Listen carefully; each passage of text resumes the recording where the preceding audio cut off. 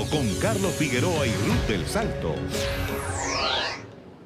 Horas de tensión vive Venezuela a un día de las marchas de la oposición contra la denominada usurpación del poder por parte de Nicolás Maduro. Se van a dar estas movilizaciones. Así, justamente Caracas, la capital, ha sido escenario de una intensa noche de protestas hasta la madrugada de hoy contra el régimen, con cacerolas, barricadas.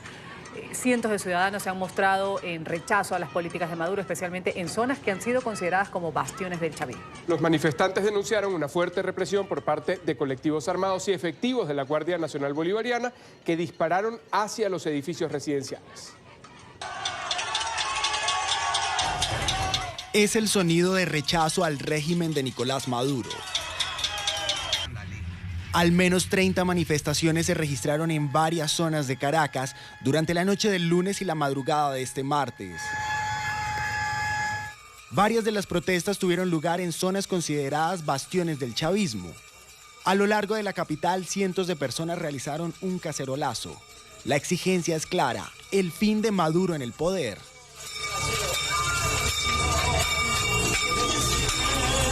Videos en redes sociales mostraron cortes de vías, así como a decenas de personas en las calles gritando consignas antigubernamentales. Los manifestantes levantaron barricadas que mantuvieron encendidas durante la noche. En medio de la jornada, fuerzas oficialistas intentaron reprimir las protestas.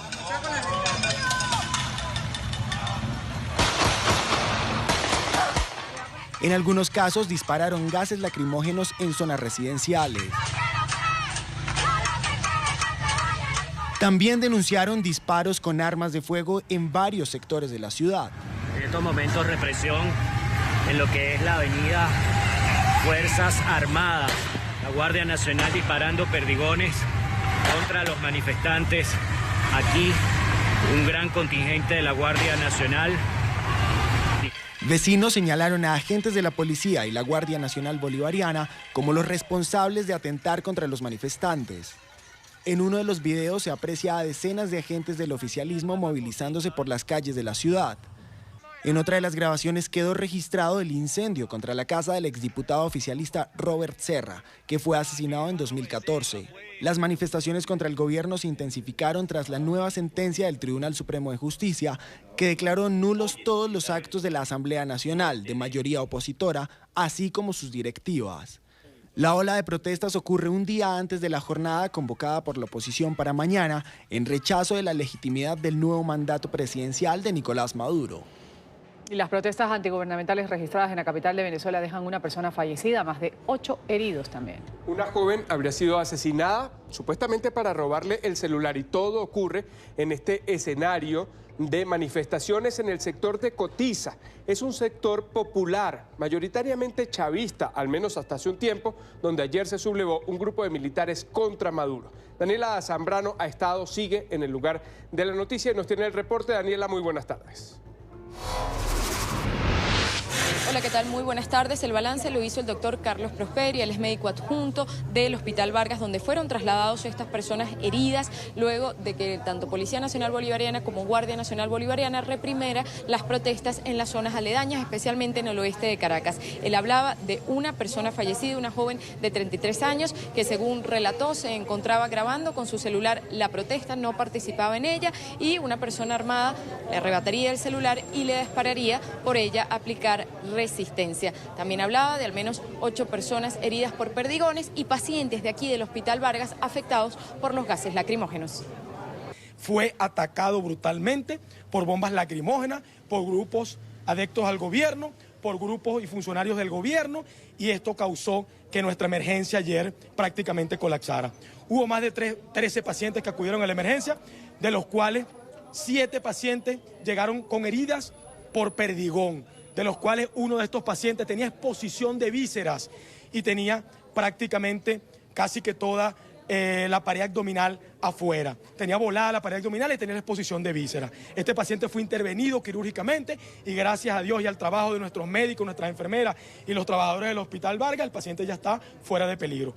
Pero más allá de eso también llegó una paciente, Nícar Bermúdez, una paciente que con tan solo 32 años ayer le arrebataron la vida.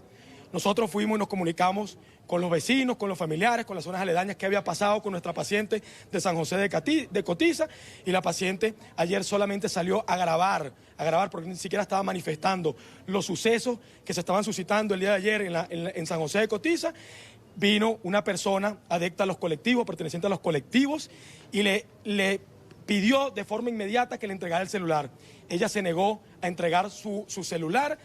Cuando ella se niega a entregar el celular, recibe una herida en el cráneo, una herida que tenía orificio de entrada en la zona occipital y orificio de salida en la región orbitaria derecha. Esta paciente llegó sin signos vitales a nuestro hospital Vargas de Caracas. Más temprano también hicimos recorridos por las barriadas en las que se registraron estas protestas antigubernamentales. Allí todavía se puede ver los escombros, carros quemados, vidrios en el piso, restos de bombas lacrimógenas que fueron lanzadas por los efectivos de los cuerpos de seguridad, y los vecinos nos relataron lo que vivieron esas horas. Bueno, nosotros estábamos protestando aquí en Nacotamil por el mismo problema de que tuvieron en la gente de Cotiza y la gente de Mecedora, y todos subimos y nos unimos a todos para protestar, pero llegó la policía y los militares. Al principio se portaron bien porque nosotros estábamos tranquilos, protestando tranquilamente, pero en lo que ellos vieron que empezó a llegar más gente, nos cayeron a bombas lacrimógenas y a perdigonazo. No lo lanzaran adentro como tal, pero sí lo lanzaban en zonas aledañas. Por lo menos aquí cayó una y, oye, mi abuela se puso, se le bajó la tensión, se estuvo ahogando, se estuvo asfixiando, se tuvo que tirar al piso inclusive, porque no la podía, no respiraba ni siquiera. Entonces eso es lo que yo digo, si van a hacer cosas como esas, oye, por favor, tengan cuidado con también las personas, porque eso afecta a los demás que no estamos incluidos en el problema. Desde muy temprano, cuadrillas de limpieza del municipio Libertador fueron desplegadas en las zonas donde hubo protestas. Todavía se podía sentir el gas lacrimógeno en el ambiente. Información desde Caracas, Daniela Zambrano, para NTN 24. Gracias a Daniela por ese reporte desde Venezuela. El presidente de la Asamblea Nacional, el opositor Juan Guaidó, ha pedido a los militares de su país que no disparen contra los manifestantes que este miércoles planean tomarse las calles para denunciar lo que a su juicio está haciendo Nicolás Maduro, usurpando la presidencia. El mensaje, grabado especialmente para los miembros de la Fuerza Armada, ha sido difundido el mismo día en que un grupo de militares se sublevó contra Maduro y llamó a desconocerlo. Fueron detenidos y acusados por el régimen de traición a la patria. Guaidó, quien fue retenido fugazmente por funcionarios de inteligencia el pasado 13 de enero, había asegurado estar dispuesto a asumir la presidencia interina de Venezuela por considerar ilegítimo el segundo mandato de Nicolás Maduro. No te estamos pidiendo que des un golpe de Estado. No te estamos pidiendo que dispares. Todo lo contrario. Te estamos pidiendo que no nos dispares. Que defiendas junto a nosotros el derecho que tiene nuestro pueblo a ser escuchado, a ser felices, a ser libres. Solo faltas tú. Porque el resto del país, incluyendo a tu familia, ya estamos de este lado de la historia. Tú nos has visto en las calles. Tú nos ves en las calles. Los millones que a pesar de los baños de lacrimógenas y plomo, vuelven y volvemos a salir. Solo faltas tú. Cuídate y vela por tu seguridad y por la de tu familia. Pero no le niegues el futuro a un país que juraste proteger. Esta no es la única forma que podemos vivir. Es el momento, no hay otro. El llamado a la Fuerza Armada de no arremeter contra el pueblo venezolano también llega desde el exterior. Un grupo de uniformados que la noche del lunes en Bogotá desconoció al régimen de Nicolás Maduro pidió a sus compañeros no levantar las armas contra sus familias. En diálogo con NTN 24 instaron a sus compañeros a desconocer un régimen al que consideran ilegítimo y además les piden vencer el miedo. Uno de nuestros puntos el día de hoy es hacer precisamente ese llamado a que no vayan a oprimir al pueblo. Como ya lo mencioné, el pueblo somos nosotros mismos, son sus familiares, son ustedes mismos. No vale la pena amedrentar al país, que es al que nos debemos nosotros cuando prestamos el juramento ante la bandera, todos nosotros los militares, simplemente por cumplirle las órdenes a alguien que simplemente tiene intereses personales. No les importa el pueblo. Y este grupo de uniformados en el exterior también calificó de criminales a la cúpula del madurismo, que según ellos tiene secuestrada a Venezuela. La comunidad internacional ha visto de muy cerca el modus operandi de estos criminales dentro del territorio nacional. Es un territorio que está totalmente secuestrado. Cuando dice criminales, ¿a quién se refiere? A los supuestos gobernantes de nuestro país. Okay. Es un modus operandi, soy testimonio fiel de cómo actúan ellos. Yo estuve detenido en Venezuela en la cárcel militar de Ramo Verde. Sabemos cómo actúan. ¿Cómo actúan? Son una banda delincuencial. Tienen a sus chivitos que ellos les dan órdenes que las tienen que cumplir. Las tienen que cumplir bajo cualquier motivo, razón o circunstancia. Estados Unidos apoya la marcha contra Nicolás Maduro en Venezuela. El vicepresidente Mike Pence ha publicado un video con subtítulos en español en el que expresa su apoyo a los venezolanos que van a salir a manifestarse mañana, 23 de enero. El vicepresidente reconoce además a la Asamblea Nacional y a Juan Guaidó como los líderes legítimos electos por el pueblo en esa nación. En nombre del presidente Donald Trump y todo el pueblo estadounidense, permítanme expresar el apoyo resoluto de los Estados Unidos mientras ustedes, el pueblo venezolano, alza su voz en un llamado a la libertad. Nicolás Maduro es un dictador sin derecho legítimo de poder. Nunca ha ganado la presidencia en una elección libre y justa y ha mantenido su control del poder encarcelando a cualquiera que se atreva a oponerse a él. Nos unimos a todas las naciones que aman la libertad para reconocer a su Asamblea Nacional como la última instancia de democracia en su país, ya que es el único órgano elegido por ustedes, el pueblo. Como tal, los Estados Unidos apoyan la valiente decisión de Juan Guaidó, el presidente de la Asamblea Nacional, de defender los poderes constitucionales de ese organismo, declarar a Maduro como un usurpador y pedir el establecimiento de un gobierno de transición.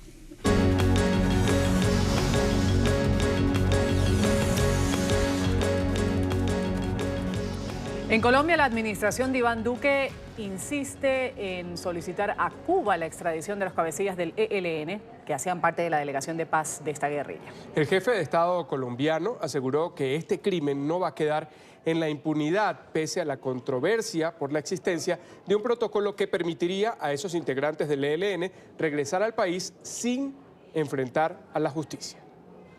La posición del gobierno colombiano sigue en firme. Luego de que el ELN confirmara ser responsable del atentado con carrobomba en Bogotá, la administración de Iván Duque insiste en pedir en extradición a los cabecillas del grupo guerrillero. Nosotros no vamos a propiciar que se deje de hacer justicia ni que se tengan acá visos de impunidad. Por eso hacemos un llamado respetuoso al gobierno cubano para que proceda con las órdenes de extradición y puedan entregar las autoridades colombianas a los responsables de esa organización para que paguen las penas que se merecen por ese execrable hecho. Y pese a la existencia de un protocolo firmado por el gobierno anterior, en el que se especifica procedimientos ante una ruptura de los diálogos, el jefe de Estado señaló que el documento no tiene efectos jurídicos. El texto señala, entre otros puntos, que una vez declarada la ruptura, el Estado colombiano debería garantizar el regreso de los negociadores del ELN al país. Sin embargo, el gobierno Duque argumenta que este protocolo no es vinculante a su administración. Los países garantes son garantes de una firma, de un acuerdo, de un gobierno con una guerrilla. Ese gobierno y esa guerrilla firmaron unos protocolos logísticos en caso de que se terminara una negociación, un diálogo. Nosotros no hemos tenido un diálogo con el ELN y el país entero lo sabe. Nosotros nunca enviamos voceros oficiales a un diálogo con esa guerrilla. Mal podría argumentar esa guerrilla que se rompe un diálogo que no existió. El régimen cubano, aunque declaró su rechazo ante el ataque terrorista que acabó con la vida de 20 personas, señaló que respetará lo estipulado en el protocolo firmado entre el gobierno de Juan Manuel Santos y el ELN. Ha reaparecido el jefe de la delegación negociadora de la guerrilla colombiana del ELN, Pablo Beltrán. En entrevista con la agencia de noticias AFP, ha confirmado la responsabilidad del grupo terrorista en el atentado en Bogotá la semana pasada. Desde Cuba, Beltrán justificó el atentado criminal contra la escuela de cadetes que dejó 20 estudiantes muertos y ha pedido garantías para regresar a Colombia. Nadie nos puede pedir de que si nos atacan nos amarremos los brazos atrás. Entonces eso, pues aspiro a que ese ambiente se distensione y se puedan reanudar las conversaciones. Y a propósito del tema, el ministro de Relaciones Exteriores de Colombia, Carlos Holmes Trujillo, va a mantener un encuentro privado con el secretario general de las Naciones Unidas en Nueva York. En esta cita se va a abordar temas como la implementación de los acuerdos de paz con la FARC. El reporte lo tiene enseguida Alejandro Rincón. Alejandro, una buena tarde. Hola, buenas tardes. El encuentro de hoy entre el jefe de la diplomacia colombiana y el secretario general de la ONU sucede luego de que el presidente de Colombia enviara un mensaje a Cuba para que haga efectivas sin más demora las órdenes de captura en contra de los integrantes del equipo negociador del ELN que se encuentran ahora mismo en la isla. Este mensaje, de hecho, está en línea con otras declaraciones que el canciller colombiano entregaba desde Bogotá en las últimas horas a propósito de la reacción directa del ente rector del organismo internacional a propósito del atentado terrorista que ha sacudido a Bogotá. Para ponerlos a ustedes en un mejor contexto de los argumentos y de los temas que muy probablemente serán centrales en el encuentro de la tarde de hoy, vean las declaraciones entregadas en las últimas horas por el canciller colombiano. Quiere decir que dicho Consejo de Seguridad subraya que los autores, es decir, los integrantes del ELN, deben ser juzgados en cualquiera que sea su condición, autor, organizador, financiador o patrocinador del condenable acto de terrorismo que tuvo lugar. Y además significa que el Consejo de Seguridad de Naciones Unidas está instando a todos los Estados miembros de la organización a que cumplan con la obligación que tienen de cooperar en la lucha contra el terrorismo de conformidad con los marcos legales internacionales vigentes. Hay un tramo de esas declaraciones que no puede pasar desapercibido. El llamado de atención hecho ya por el Consejo de Seguridad de la ONU a todos los países integrantes de Naciones Unidas, entre ellos Cuba, por supuesto, para que cumplan con sus obligaciones a nivel internacional y en este caso respalden el propósito del gobierno colombiano de llevar ante la justicia a los responsables por el ataque terrorista que sacudió a Bogotá.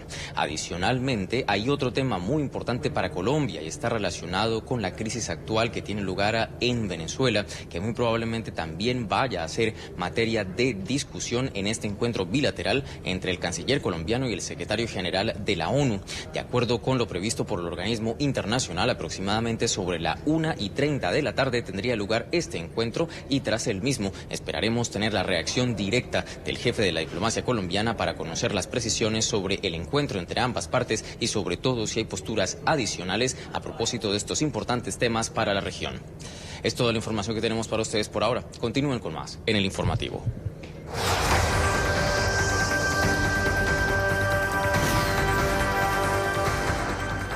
Hoy cumple un mes el cierre de la administración federal en los Estados Unidos. Es el cierre más largo en la historia de la Unión Americana. Justamente el día de hoy, en el día número 32 de esta paralización, el presidente Donald Trump aseguró que sin un muro fronterizo Estados Unidos no podrá tener seguridad. Emiliana Molina, periodista de NTN 24 en Washington, tiene el reporte.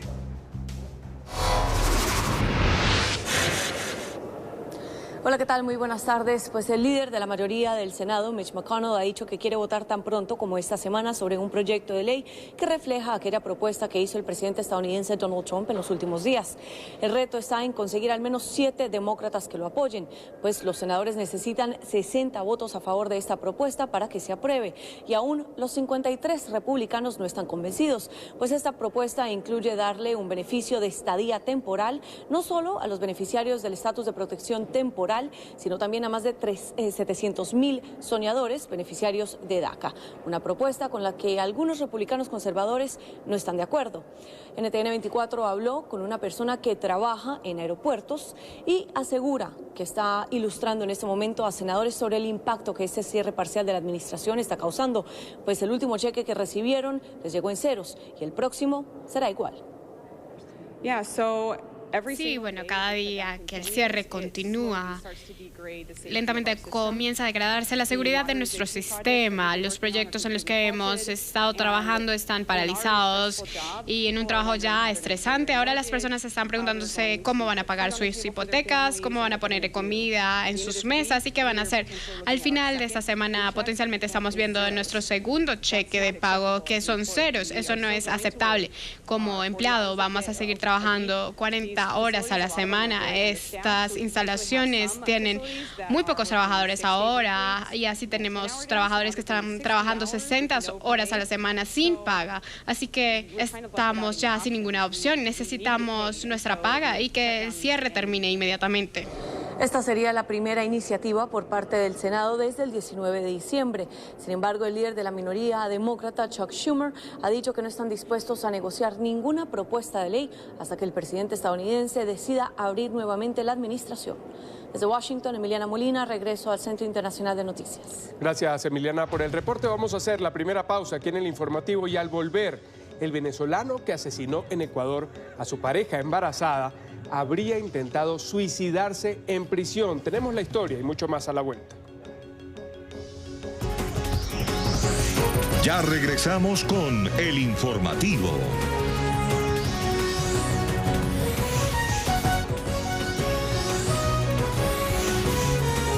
Continuamos con el informativo.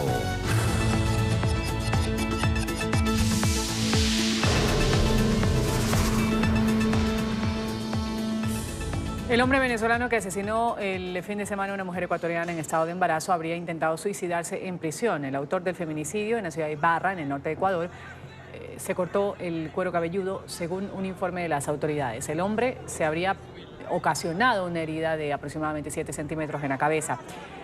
Por esto tuvo que ser llevado a un hospital local, acompañado por miembros de la Policía Nacional Ecuatoriana. Y decenas de personas en Ibarra, allí en Ecuador, rindieron un homenaje a la mujer que fue asesinada por su pareja. Marcharon hasta el lugar donde ocurrió el crimen y allí improvisaron un altar con flores y velas.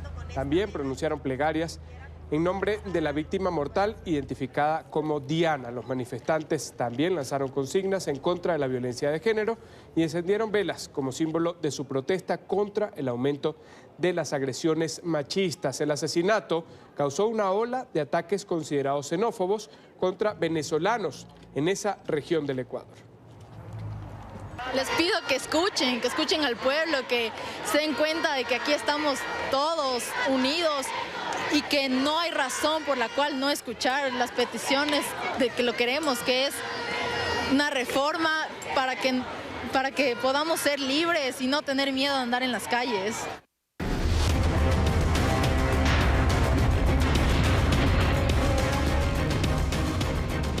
Hay reacciones en Miami a la decisión del Tribunal Supremo de Justicia de Venezuela de desconocer a la directiva de la opositora Asamblea Nacional. La Alta Corte, afín al madurismo, también declaró como inconstitucional la ayuda humanitaria para los venezolanos. Organizaciones no gubernamentales en Miami han rechazado la decisión del TSJ y expresaron su preocupación ante la imposibilidad de crear un canal humanitario. La noticia la tiene a esta hora desde Florida Paola Serna. Adelante, Paola.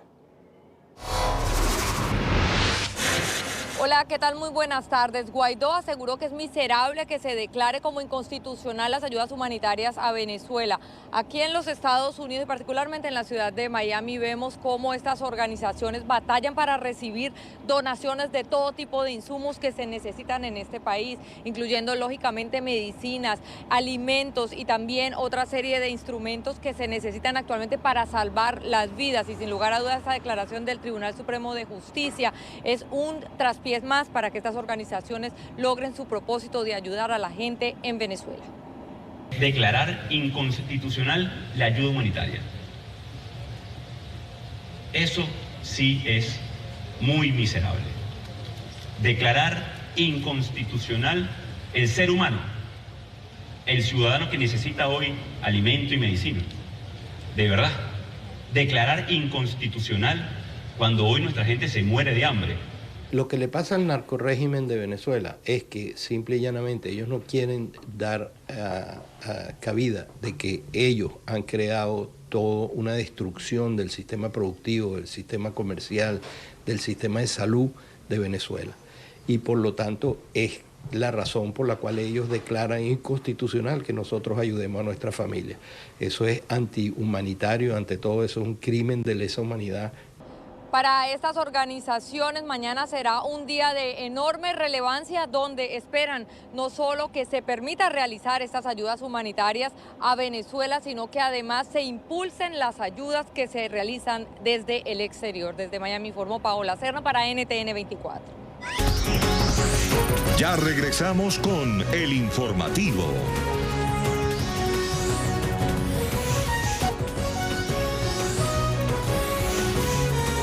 Continuamos con el informativo.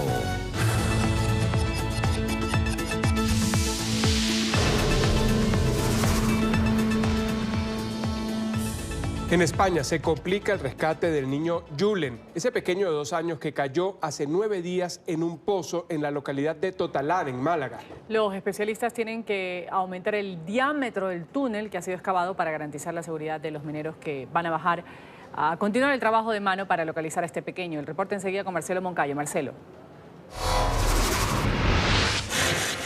Hola, ¿qué tal? Saludos para ustedes desde Madrid. Nuevos contratiempos dificultan el rescate del pequeño Julen. Los rescatistas tendrán que ensanchar el diámetro del túnel vertical perforado para poder entubarlo sin problema y así garantizar la seguridad de los mineros.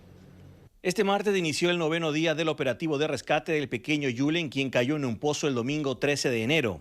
Luego de 55 horas de trabajos de perforación, anoche se alcanzaron los 60 metros de profundidad que se necesitaban tenga el túnel vertical. Ahora es necesario asegurar las paredes del túnel antes de que puedan bajar los miembros de la Brigada de Salvamento Minero. Lamentablemente, al empezar a entubar el túnel, se encontraron con que el tubo que se introducía no superaba los 40 metros por algún tipo de atasco. Esto obliga a rellenar el túnel con tierra fina para luego volver a perforarlo para alcanzar un diámetro que permita al tubo descender sin dificultad. Luego de eso, los mineros bajarán para empezar a cavar un túnel horizontal de unos 3 a 4 metros para unir los dos pozos. La realidad de los materiales y de la roca que nos hemos encontrado ha sido realmente de extraordinaria dificultad. Los mineros trabajarán en parejas y harán turnos de 40 minutos a 1 hora. Se espera que su trabajo pueda demorar unas 24 horas. Mientras todos estos trabajos de rescate continúan, los padres de Julen siguen acompañados de un grupo de psicólogos las 24 horas para ayudarles a controlar sus emociones. Este es el informe. Marcelo Moncayo, NTN 24, Madrid. Gracias, Marcelo. Y hay polémica en el Reino Unido luego del accidente automovilístico en el que estuvo implicado el duque de Edimburgo. Una de las heridas en la colisión en la que estuvo el todoterreno que conducía el marido de la reina Isabel II. Ella dice sentirse desamparada por parte de la familia real y pide que el duque sea procesado como cualquier otro ciudadano tras haberse visto conduciendo sin cinturón de seguridad. La mujer que resultó lesionada en el choque en el que estuvo involucrado el duque de Edimburgo llevó su relato a la televisión nacional del Reino Unido. Asegura que el príncipe Felipe no se ha comunicado ni ha expresado sus simpatías con ella después del accidente vial del pasado jueves. Yo creo que el reconocimiento, no tanto como admisión de responsabilidad, sino más algo como que le gustaría hablar conmigo sobre lo difícil que esto ha sido para mí. No he tenido ningún tipo de apoyo, el único apoyo que he tenido es mi familia inmediata. El Range Rover del duque colisionó con otro vehículo y quedó volcado en la carretera A149 del condado Norfolk, cerca de la residencia real de Sandringham.